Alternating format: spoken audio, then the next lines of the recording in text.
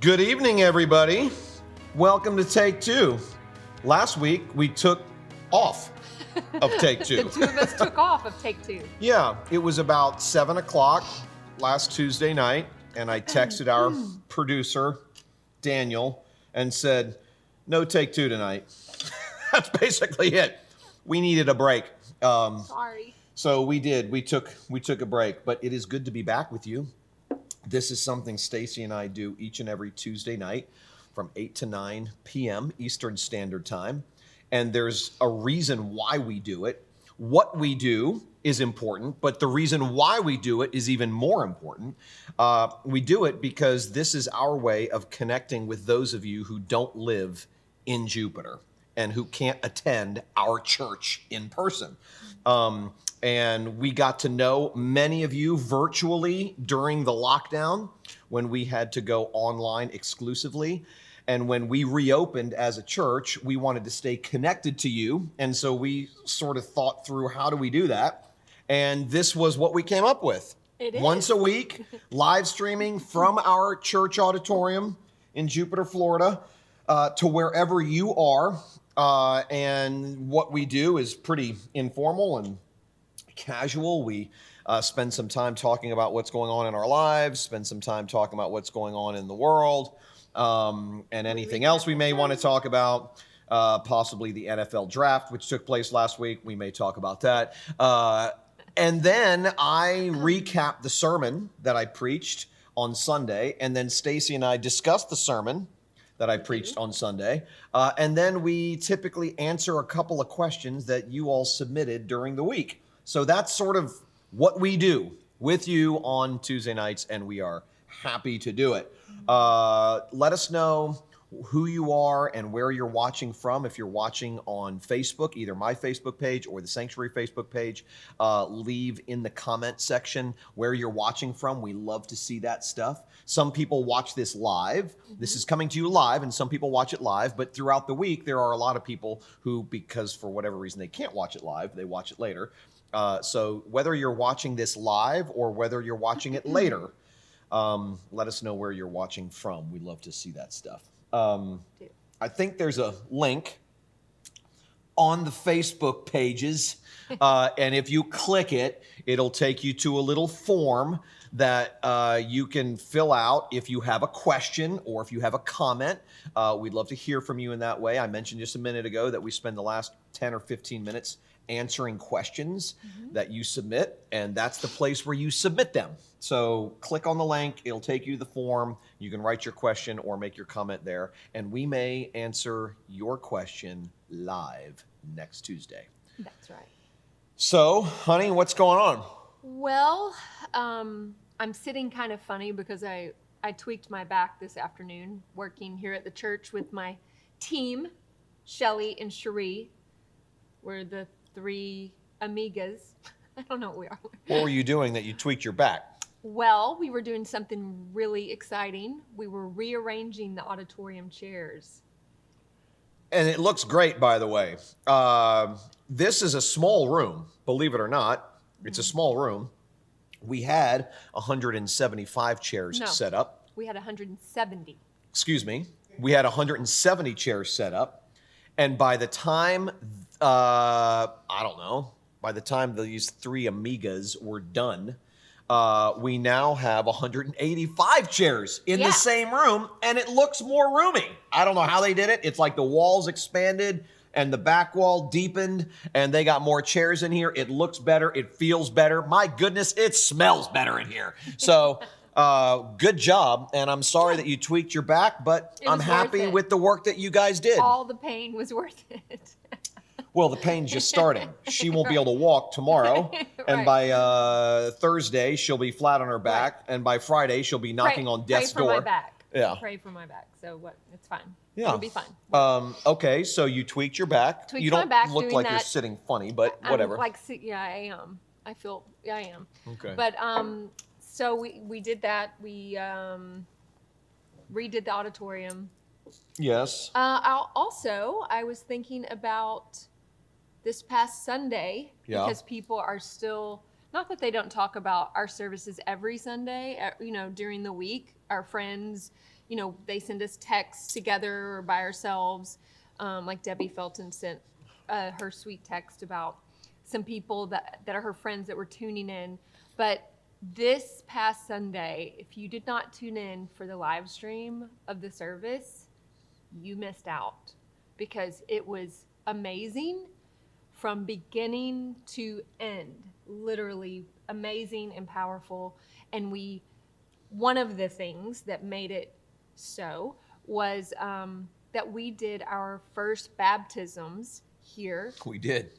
And it was the first ever in the life of the sanctuary. Mm-hmm. And it was two baptisms, and they were just so sweet and powerful all at the same time. It was just a genuine presence of the Holy Spirit that was overwhelming to people.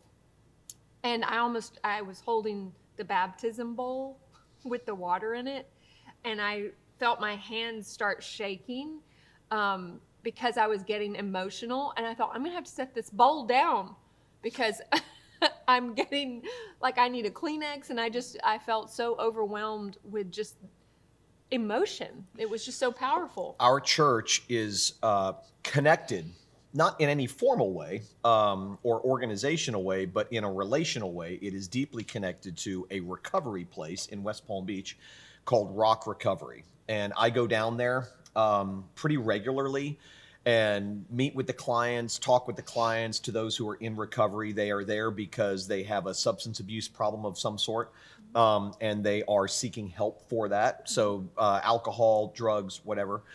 And a couple of the people in our church started Rock Recovery. And so we have a relationship with that recovery place for that reason. But then over time, as I have kept going down there, I've built a relationship with the people that are going through the program, the people that work there, the people that are going through the program. And so the two boys that were baptized, I call them boys, young men that were baptized. They're boys to me. They are boys. They're boys to us because we're 20, old. I think. No, they're 19 and 23. Okay. They're still children. Darren and Larry, both of them I met at Rock Recovery. One's from South Carolina, one's from North Carolina. And they Darren, met in detox. Yeah. They met in detox. Mm-hmm. Darren came to church on Palm Sunday here for the first Sunday. Yeah. He was the first person I met on virtual lobby right in the parking lot. And he and another guy were coming up, and there was Darren. And then the very next week on Easter Sunday, he brought Larry. Mm-hmm. And they've been here ever since. Yeah. Which is awesome. They may not, because people are at this recovery center, they may go back to where. Yeah, they're not here permanently. They're here for 60 days or 90 days, in some cases 120 days. So we don't get them permanently, but we get them temporarily. And a bunch of people from Rock Recovery, and it's not a Christian recovery place. The people who own it and operate it are Christians, but it's not a Christian recovery place. Right. We had probably 16. I think someone told me 16 people from Rock Recovery in church on Sunday. But normally we'll have anywhere from 8 to 10 of them who come. And they don't require them to come to church. No. They come because they want to.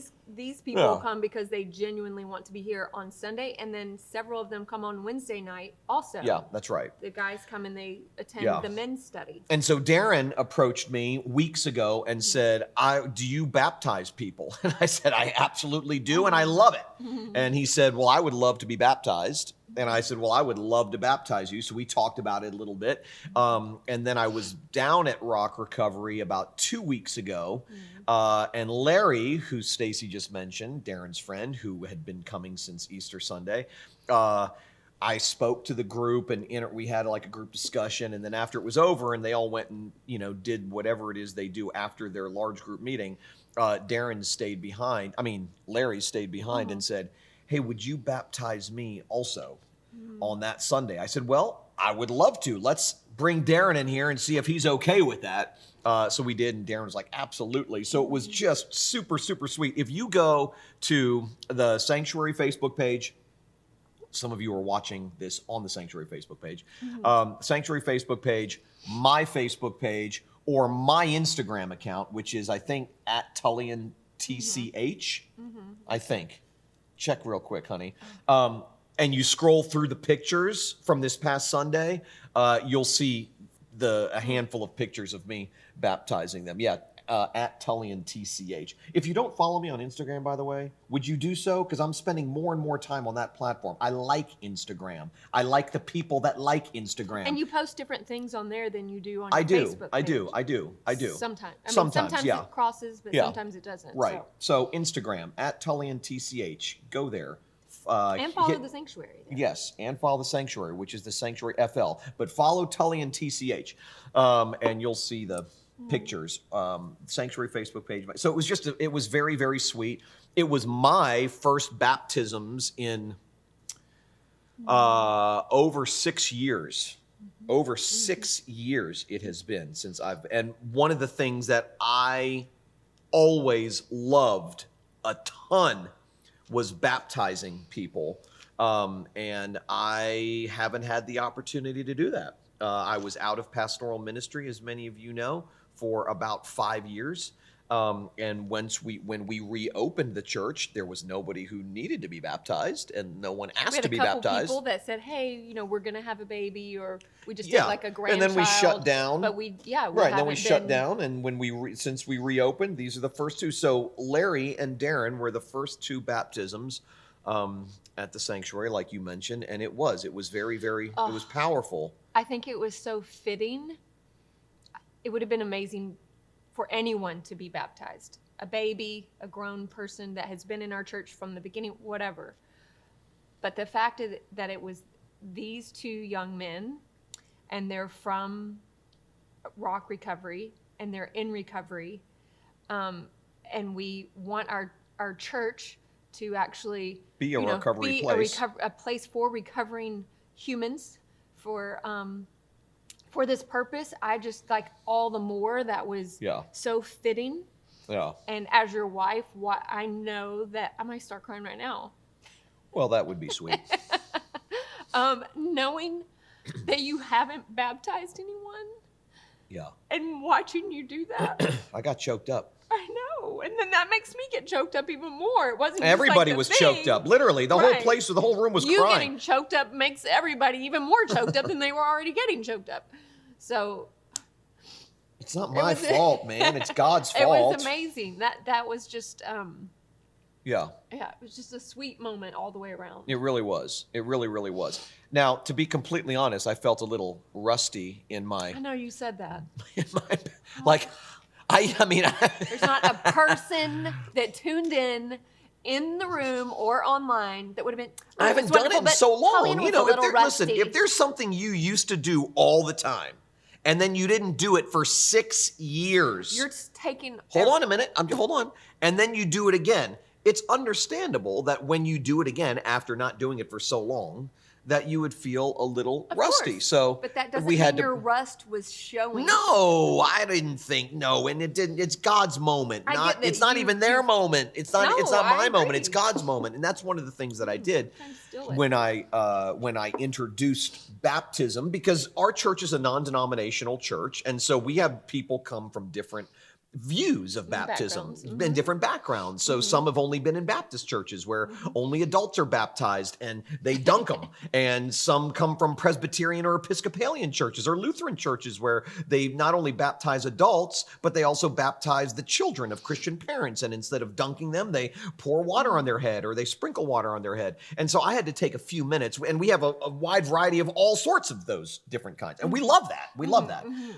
And so I had to explain, when I was introducing what it is we were about to do, I had to explain that baptism is first and foremost a celebration of something God has done, not a celebration of something that these young men had done. In other words, baptism is first and foremost a celebration of a decision God made on behalf of these young men to open their eyes, to soften their hearts, to save them, to rescue them, to raise them from death to life. That's what we're celebrating.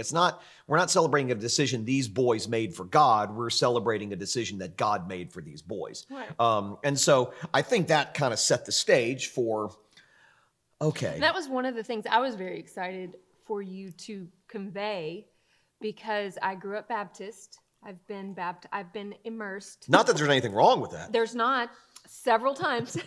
Okay, Seinfeld. And so I grew up until I was well into my late 30s thinking every time I kind of rededicated my life to God, or if I went off the, If you did something bad, you had to get rebaptized. I needed to like reestablish my connection with God by, getting baptized showing again. an outward decision of an inward change.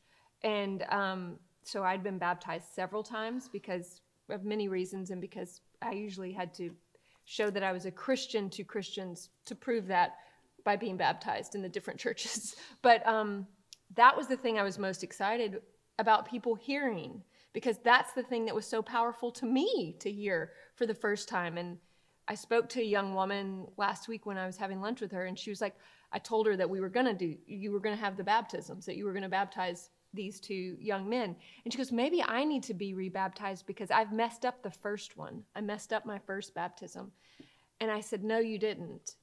And she goes, what do you mean? And I said, well, show up to church on Sunday and Tullian will tell you. Was she there? She wasn't. No, she was not, but she did watch. So, but that, I believe that a lot of people think that. Well, for now that different you've reasons. opened up a can of worms. Sorry. So now I feel obligated to talk for a few minutes about baptism. So I will do so now. The rebaptism thing is actually it's something we face and something I have faced as a pastor for many, many years, because like Stacie said, maybe someone was baptized when they were younger and then they kind of went off and did their own thing and ran far from God. And then God does something in their life and brings them back. And they think at that point, now that their relationship with God has been reestablished, they need to get rebaptized. And so one of the things that I have spent years trying to explain to people is that you only need to get baptized once. And I'm going to quote St. Augustine, who was an early church father, bishop in North Africa, many, many years ago. And when I say many years ago, I mean like in the 300s and 400s, okay? And in addressing this particular subject, he said, the integrity of the sacrament, he was speaking about baptism now, the integrity of the sacrament does not rest in the one receiving it or the one administering it, but in the one who instituted it, namely God. So the integrity of the sacrament, the integrity of someone's baptism is not dependent on the person receiving the baptism or on the person administering the baptism, the priest, the pastor, whoever, but it is ultimately, because baptism is ultimately a sign of what God has done. It only needs to be done once. And so when somebody comes to me and says, like this girl came to you, for instance, and says, I need to get rebaptized because I messed up the first one. My response in any conversation that's similar to that is the very fact that you've been brought back. You may have broken your promises to God, but God has never broken his promise to you. And the very fact that you're back is proof that your first baptism took, so to speak. And so it can be a very, very powerful thing. The other way that I try to explain it is in the church, we have two sacraments. In the Protestant church, the Roman Catholic Church, I think, has 7. But in the Protestant church, there are 2 sacraments, baptism and the Lord's Supper, or communion. And both signify 2 very important but 2 different things. Baptism signifies our union with God, and and the Lord's Supper signifies our communion with God. So to put it in other terms, baptism is like the marriage ceremony, and communion is like the anniversary celebration. So Stacie and I got married on August 26, 2016. We don't need to do that again. Our union has been established, but we celebrate our anniversary each year.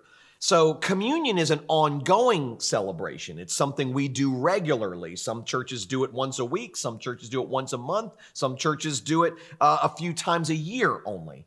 But regardless, communion is something that we celebrate on an ongoing basis. Baptism is something that only needs to happen once because it's a sign of our union with God that God himself established. And once God establishes a union with somebody, there's nothing that person can do to wiggle out of that union. So that was not planned at all to talk about that. I'm glad you brought it up the way that you did because it gave me an opportunity to talk about it. But all that to say, this past Sunday was meaningful to me for the reasons that you said, in the sense that it was my first baptism in so many years. I know it was meaningful to those boys, and it was really meaningful to our whole church. It was so cute, sweet, because our church just applauded loudly twice during the whole ceremony. It was awesome. Like they loved it. It was just so sweet. Celebratory. Very celebratory. And, I think these boys really felt like even though they're far from home, at Rock Recovery and here in South Florida, they felt very much surrounded by a different kind of family. Yeah. So it was very, very sweet, very powerful. I really, really wish that all of you who don't live here could be here every week. I mean, I was talking to a guy that I've never met before, but I was talking to him today. He's a pastor from Southern California, and he and his family are going through a rough patch right now. And so I said, why don't you guys think about relocating to South Florida? They're thinking about a sort of a hard restart somewhere. And I said, why don't you move here and be a part of our church? And it felt so good for me to be able to say with a clear conscience that if you came here, if you and your wife and your 2 children came here, wounded as you are, I know for a fact that this church will take care of you. Mm-hmm. I know that the people in this church will love you, that they will take care of you, that you will feel welcomed, and that you will feel at home. And I love being able to say that about our church. I love it. I haven't been able to say that about every church I've served. Me neither. And I love being able to say that about our church. So we are very grateful to God that God has established this place in the way that he has. And what he's doing. And what he's doing. In and through it is. In and through it. And I've said. Really fun to watch. It is fun to watch. It really is fun to watch. And I've said that the sanctuary is it's a recovery place masquerading as a church. Stacie alluded to this before, and we talk about it often here. But if you are a human being, you are in recovery. Sometimes we think that recovery is a term reserved for people who are struggling with alcohol addiction or drug addiction or sex addiction or something like that. But the fact of the matter is we are all in recovery. If you are a human being, if you are a fallen person living in this fallen world with other fallen people, you are in recovery. And so we think, and it was our deep conviction when we started the sanctuary, that the church needs to recover its mission to be a recovery place. And so it's been really cool to watch that start happening. And people who never thought they were in recovery because they had it all together and their families were intact. They didn't have a substance abuse problem. They had a good job. Life seemed to be orderly. They are now beginning to realize, wait a second, I am just as much in recovery as Darren and Larry are. I'm just recovering from something that's different than what they are recovering from specifically. So it's been awesome. It has. we should probably spend a few minutes talking about the sermon that I preached this past because Sunday. it was also amazing, and it's on a passage that I really like. I'm excited to talk about with you, but I'm more excited to talk about with the women tomorrow night. You're more excited to talk about it with the women than Because me? I will talk about it more with them. I'm personally offended. Well, I'm very excited to talk right now with you about it. Just kidding. Just kidding. I'm sick of talking about it, honestly. I'm just kidding. So I preached from Matthew chapter 18, verses 21 to 35. Well, let me back up and say this was part 4 in a series that I started 4 weeks ago called Irreligious. And the whole point of this series is to distinguish religion in the negative sense from Christianity. And so each week I spend a few minutes at the front end of the sermon sort of comparing and contrasting what religion is and what Christianity is. So for instance, some of the lines that I gave this week are, in religion, a person's identity and worth is determined by their work for God. But in Christianity, a person's identity and worth is determined by God's work for them. I said, another line I used on Sunday was, religion is fundamentally about keeping a moral code. Christianity is fundamentally about a gracious God who saves people that fail to keep the moral code. So I've been doing this for the last 4 weeks, comparing, contrasting, and really distinguishing religion from Christianity. And so this past week, we looked at Matthew chapter 18, verses 21 to 35, where Jesus tells the parable of the unforgiving servant. And he does so in response to a question that Peter asks. Peter says, basically, Jesus, when can we stop forgiving someone who has repeatedly offended us? Is it 7 times?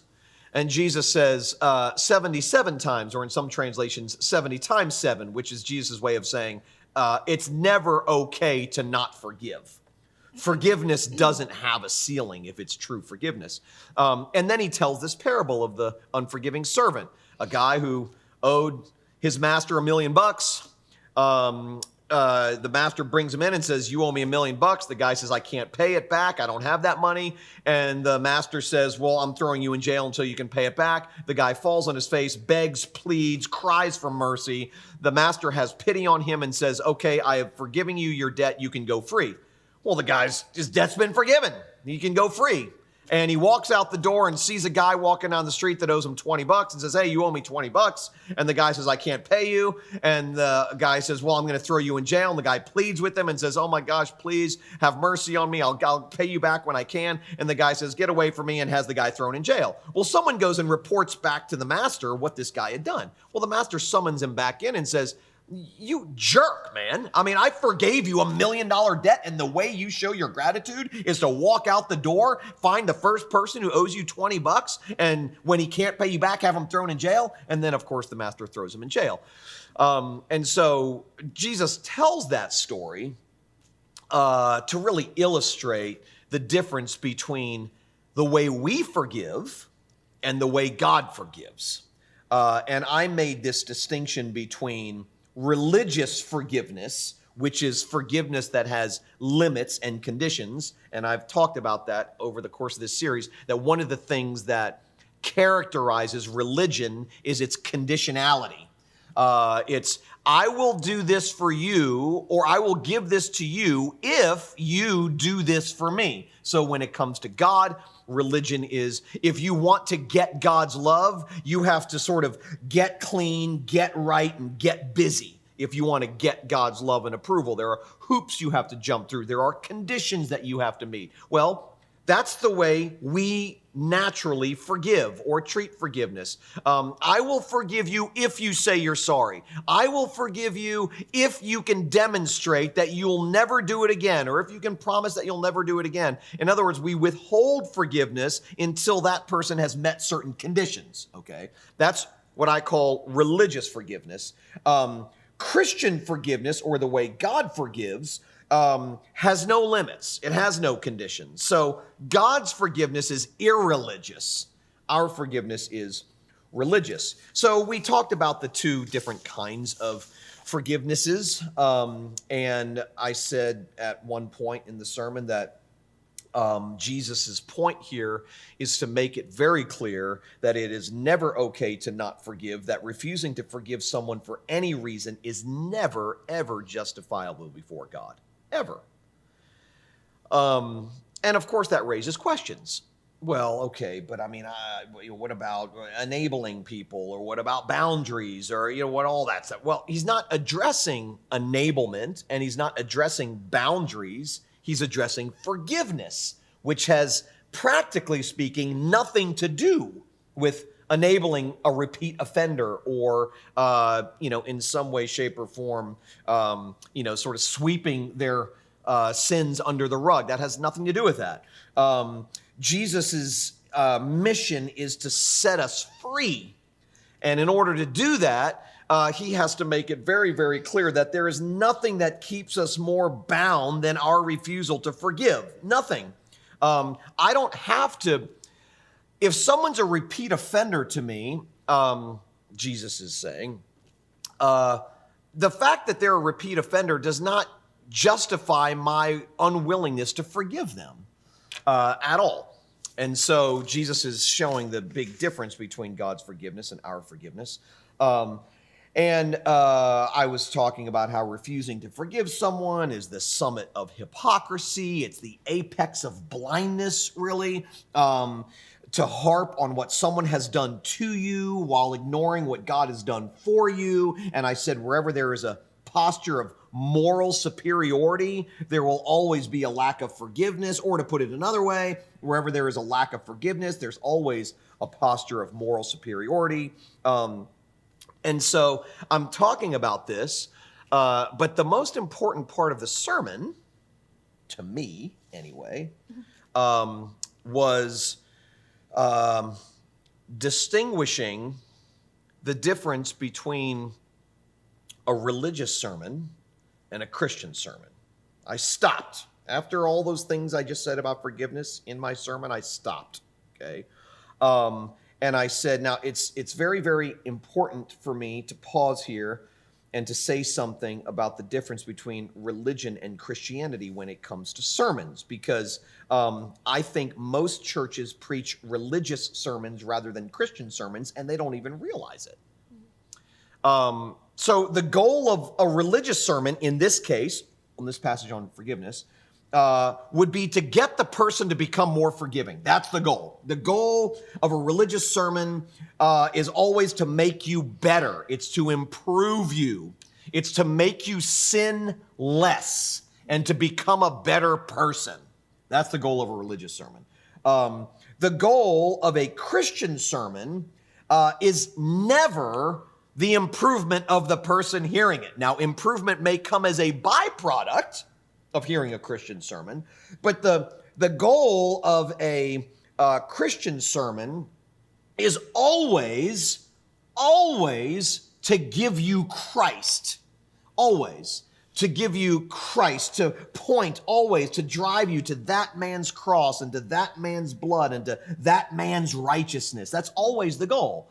Now, as a result of that, improvement may come, change may come, and all of those things, but that's a byproduct. That's not the goal. And so many, in this case, if I were to stop in this sermon on forgiveness, distinguishing, religious forgiveness versus Christian forgiveness, the distinguishing between God's forgiveness and our forgiveness, if I were to stop there, then basically the moral of the story would be you need to become more forgiving. I mean, that's the goal. The goal of this sermon is for you to walk out of here and feel bad about the fact that you're not nearly as forgiving as God and to work harder at being more forgiving. Okay, let's close in prayer. That's a religious sermon.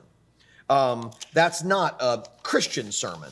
A Christian sermon is not that we need, a religious sermon would be this, put it this way, a religious sermon would be, you need to become more forgiving. But our greatest need is not to become more forgiving. Our greatest need is God's forgiveness. And so the good news is that while it's true we need God's forgiveness, it's also true that God freely forgives, that forgiveness is a gift given to those who need it, not a reward given to those who deserve it. And so because of what Jesus has done, we have the forgiveness that we have the forgiveness from God that we perpetually fail to give to other people. So the whole goal of this parable that Jesus tells isn't to make us more forgiving. It's to expose just how unforgiving we are and how forgiving God is in contrast. That's the whole point of the parable. And in doing so, Jesus uses the whole subject of forgiveness to distinguish religion and Christianity. I enjoyed preaching the sermon. I thought the most important part of the sermon was the part that I just talked about a few minutes ago. Because as I was preparing it, I was sitting there and thinking, where do I go from here? I've just basically showed that we are radically unforgiving people, that Jesus wants us to identify with the unforgiving servant. Right. We don't want to do that. Right. Because we think the guy's a jerk. Right. But if we really look at our own lives and how we handle people who hurt us, then we realize we're really no different than this guy. God has forgiven us of infinite sins. And our offense to God is infinitely greater than anyone else's offense to us. Those are finite offenses. Our offense to God is an infinite offense. Each sin, R.C. Sproul used to say that every sin is cosmic treason, an act of cosmic treason. And so, God has forgiven us of cosmic treason. When I have a hard time forgiving my wife for something she does or fails to do, and I'm struggling with forgiving her, I'm demonstrating in that moment just how flippantly I take God's forgiveness of me. God has forgiven me of far greater offenses than anything she could do to me. So how in the world could I ever struggle to forgive her? I do. We all do. And this parable is intended to expose that we really are bad at forgiving. And our forgiveness is more religious than it is Christian. It does have strings attached. It does have conditions. We have a hard time forgiving somebody who hasn't demonstrated what we would consider to be true sorrow or repentance. We have a hard time with that. And so we tend to withhold forgiveness in a way that God doesn't. And I just think, so I'm in my preparation of my sermon, I'm at that point. And I'm going, okay, now where do I go from here? Because I know what the people at our church are going to think at this point in the sermon. They're going to start feeling convicted about the fact that they're not good forgivers. Right. And if I don't point them to Jesus, they're going to walk out of here thinking, well, the whole point of that sermon was to make me a better forgiver. So they would leave here thinking more about what they need to do than what Jesus had done for them. Right. They would be leaving here thinking more about their need to forgive than the fact that they already have God's forgiveness. And the goal of a Christian sermon is to announce to them that God has forgiven them.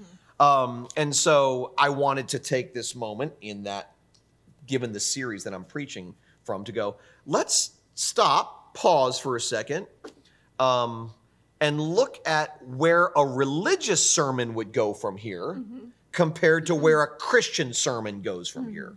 And then helping them see that most of the sermons that they've heard their entire lives are actually religious and not Christian. Right. So anyway. Well, I love this passage, and I think that it is powerful in so many ways. It exemplifies God's great forgiveness. We rarely even scratch the surface of our sin debt to God, like what we actually owe. The unforgiving servant goes to the master with a very large debt, and that was numerical. But like we often don't even realize. Even if like in one moment we're in church and I realize, oh my gosh, God has forgiven me for such, sin against him. But then we walk out the door and we do exactly what Yeah. this unforgiving We get in a servant- fight with our spouse, and we get used to mad give at them our kids. We give them the get mad silent at- treatment for the rest of the Right, day. we get mad Yeah. at our, whatever it is, Yeah. and we immediately do this in a myriad of ways every day. And sometimes it's more easily detectable, I think, especially like in your nearest relationships that you have with someone that you live with, someone that you work with, stuff like that. You touched on a little bit towards the end. You read a little piece of an article that you wrote, and I remember our conversation about reconciliation and reactivation based on forgiveness. Because when we're talking about like husband and wife offense, like in, weekly, daily stuff, that's one thing. And when you talk about forgiving someone that you're never going to have a talk with, that you can't, like, first of all, the work of forgiveness in me to anyone is the Holy Spirit. Like, I can't muster up enough forgiveness. Like, I can say, I'm sorry, and the Holy Spirit has to work in me to forgive. And that's not something that I can just, do. Yes. No, you're right.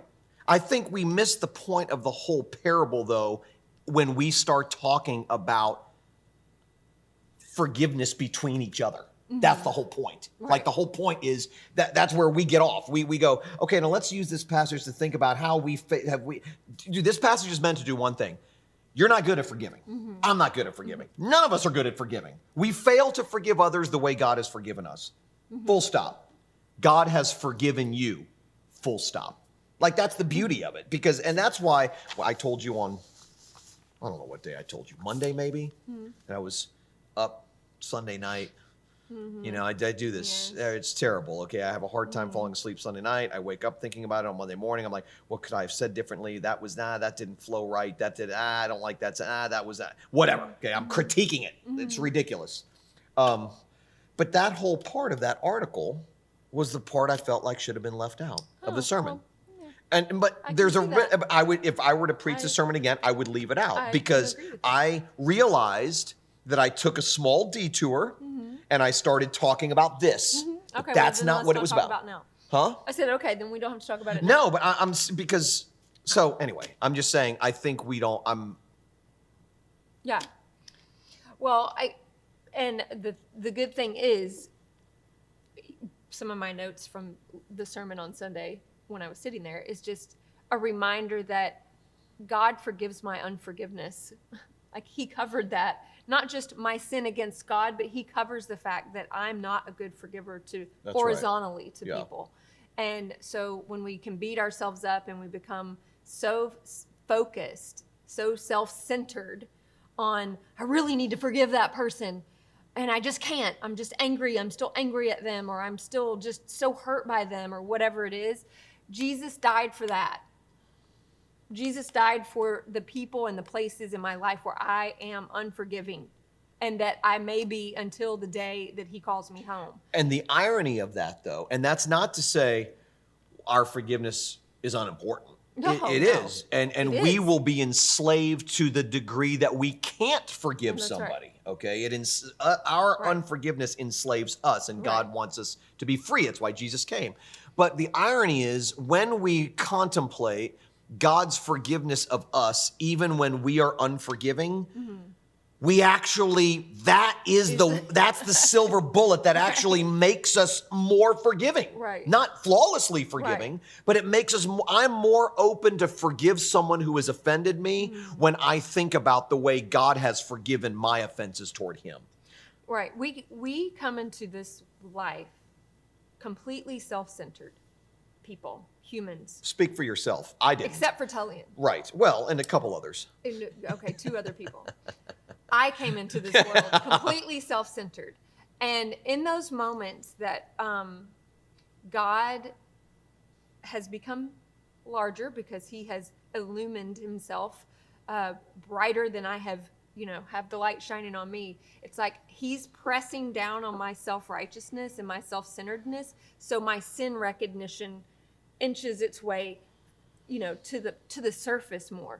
So when he presses down on my self-centeredness and my self-righteousness and any kind of area where I have unforgiveness, unconscious or conscious of it, my sin recognition comes to the surface, and I'm like, oh, I mean, those are the moments that I can feel him actually using his double-edged sword with the law and the gospel, which is what you do every Sunday in your sermons. And that's what he did in this. Like, I mean, I need to know that my sin is heavier than I actually think it is. I need to know that I need more forgiveness than I think I actually need. Yeah. I need to know that, and that helps, he becomes larger, I become smaller. And when he presses down on that self-centeredness, that's the only time I recognize my sin more.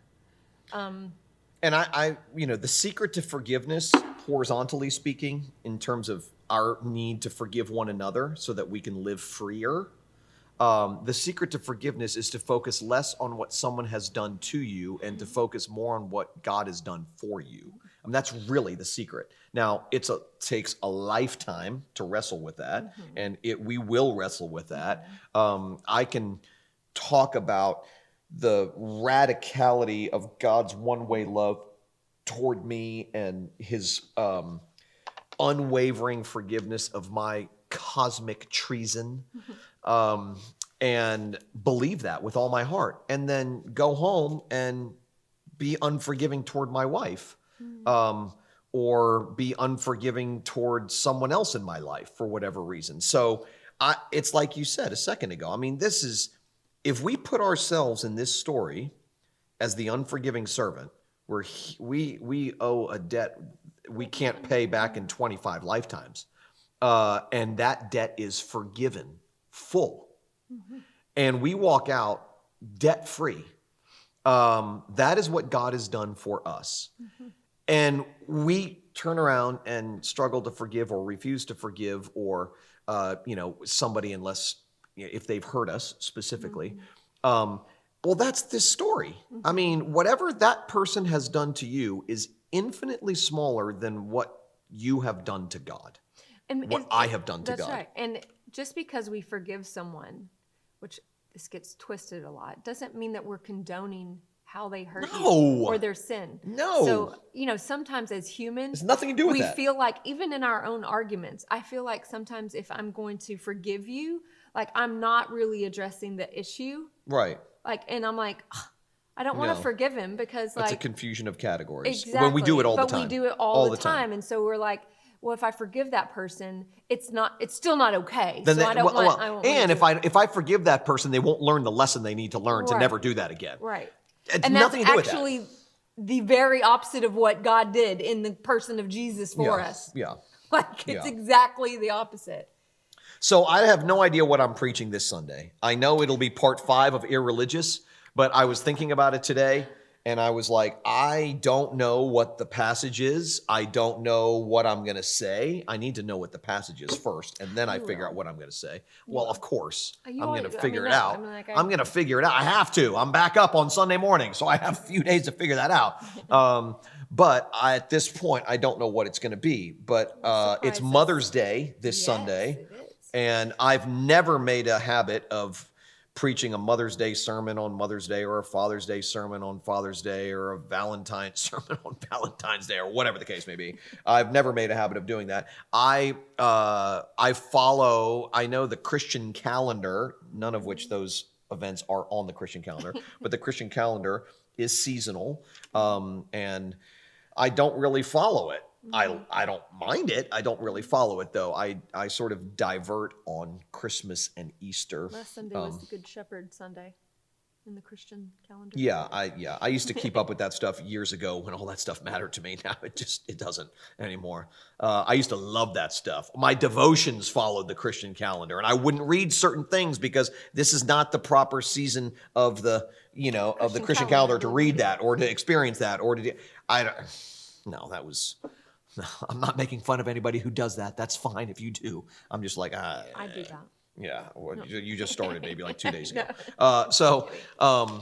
But it is Mother's Day. I won't be preaching a Mother's Day sermon, but I will preach the gospel, and hopefully that'll help mothers and fathers and children. People with mothers. People with mothers.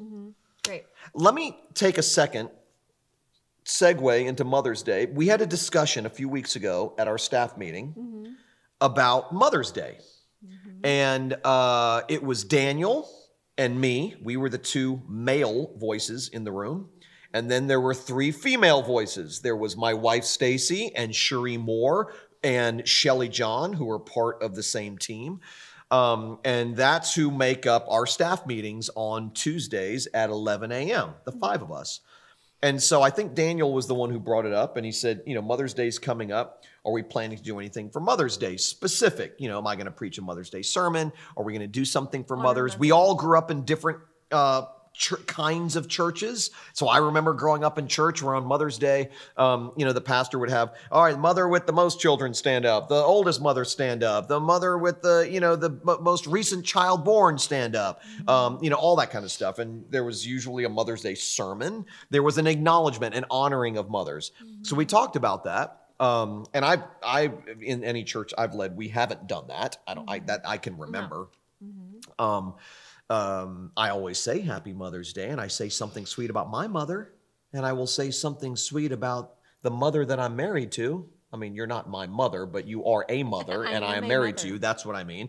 But I think it would be really, really interesting, given the fact that we won't have a chance to be with these fine folks until after Mother's Day, to share why we won't do anything specific like what I just explained. Traditional Mother's Day. All the mothers stand with the most kids, with the youngest kids, whatever. So share that.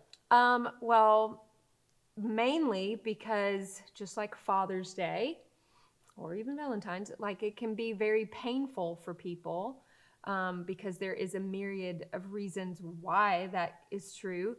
It could be someone who's never God did not allow to become a mother, and that's maybe all she wanted was to become a mother. Maybe she's had her children pass, or recently had died, or even there's a lot of stillborn babies, and I have these things in my own family. There can be relationships with a mother, your mother, that's terrible and toxic and maybe was abusive or still is. So that can be painful for people. People's mothers are alive. People's mothers are dead. People's are estranged. People, like you said, stand up with the most children. We've heard some really sad and kind of horror stories about those kind of moments.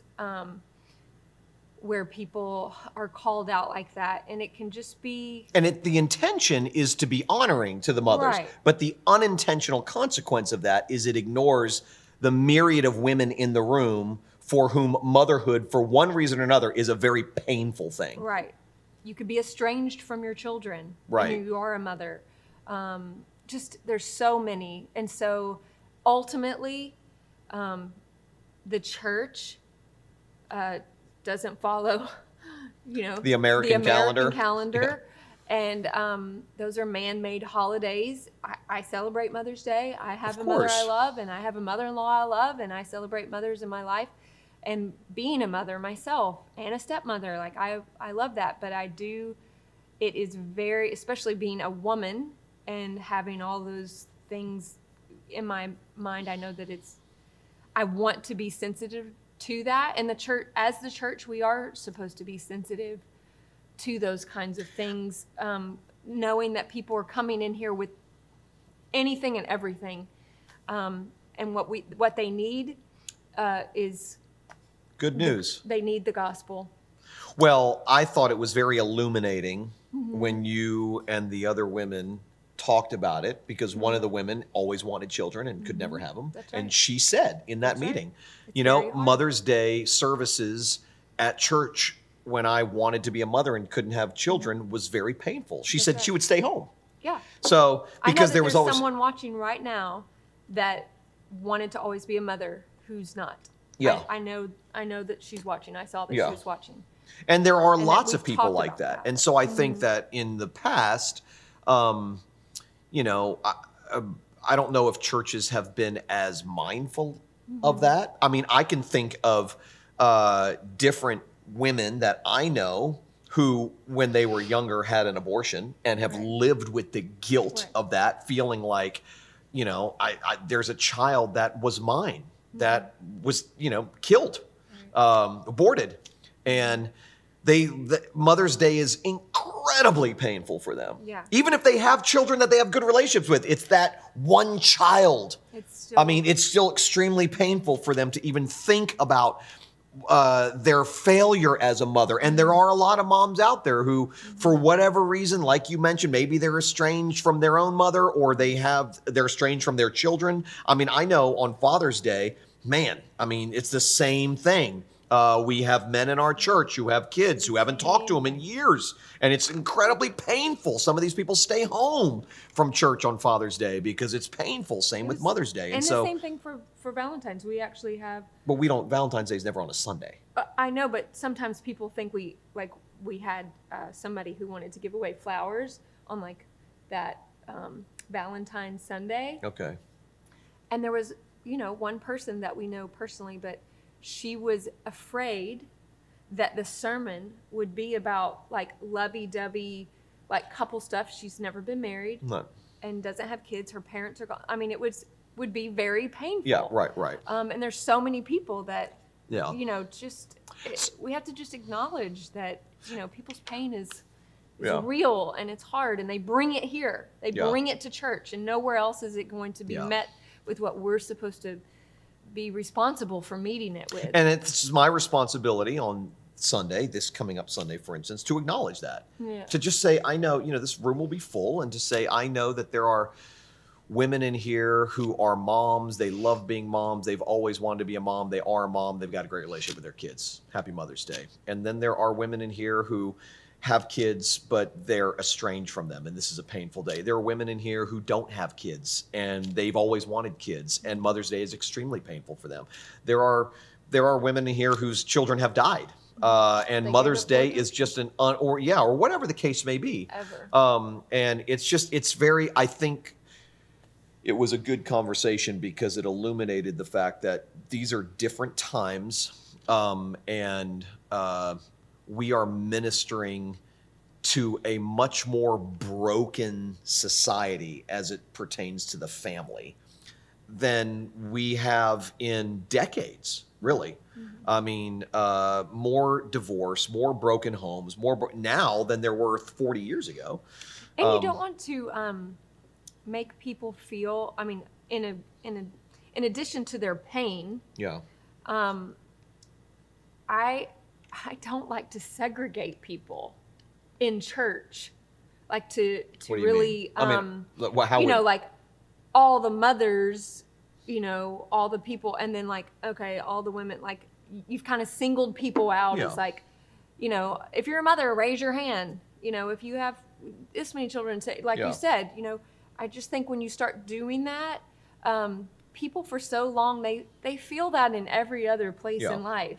We don't have to, the ground's level at the foot of the cross, and we all bring our guilt and our grief and our hurt here.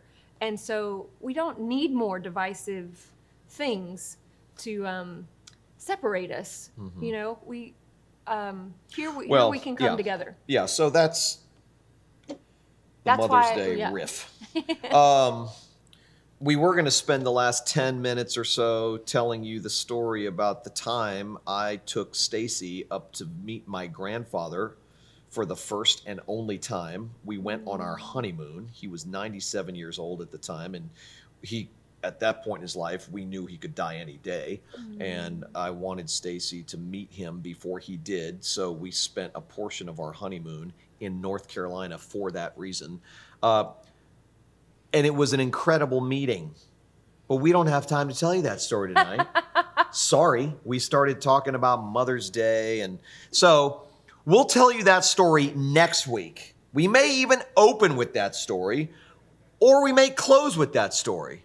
Or you may not hear it again. No. You will hear it. You have my word. Okay. We are going to tell you that story next week. It's a powerful story. I have a picture of the occasion. I might even be able to figure out a way for you guys to see that picture. Not me figure it out. Daniel. You can post it in a comment. Something like that. Mm-hmm. Yeah, so it's really, really, really powerful. It's a great story. It's an amazing story. Stacie, when Stacie and I met, my dad had already been dead. He died in 2010. My grandmother died in 2007. Those were my two favorite people ever, and she couldn't meet them, and so that was heart-wrenching to me. But there was one last Jedi alive, Yoda. We call him Daddy Bill, and so we went up the mountain for Stacie to meet him, and we will tell you the rest of that story next week. What? I said your mom is here also. I got to know you. I know my mom. Well, thanks for bringing that up. Now she's going to say something about it. You included your dad. And I'm like, well, because I was talking about people who had died. Yeah, my mom wasn't on the verge of death. My grandfather was. Right. So I got to meet Daddy Bill and Mama G. Daniel, you got to edit that part out, because if my mom sees that, she's going to be like, even Stacie said you didn't. I'm telling you, like, you open up a can of worms. She'll forgive you. Thanks a lot. I don't know if she will. Well. So anyway, thank you for spending time with us. Yeah. We will see you next Tuesday night at 8 o'clock Eastern Standard Time. And we will be here on Sunday morning, 10:30 a.m. Eastern Standard Time. Join us. Mm-hmm. If you can't be with us in person, join us online. You can find us on YouTube, the Sanctuary YouTube channel, the Sanctuary Facebook page, or my Facebook page. Have a good rest of the week. Night, night.